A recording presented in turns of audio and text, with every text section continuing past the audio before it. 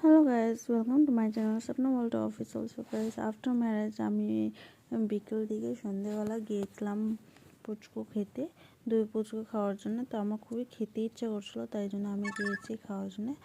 আর এখানে আবার চলে এসেছি এখানে চিকেন খাওয়ার জন্য। তো এখানে লেগ পিস নিয়ে নিয়েছি।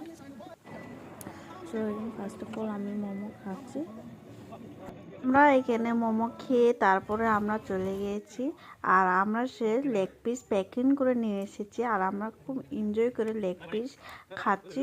খুব মজাদার খেয়েছি আমরা লেগ পিস, আর ভালো লাগছিলো। কিভাবে দেখো টানতে পারছিলাম না, এরকম হয়ে গেছিলো।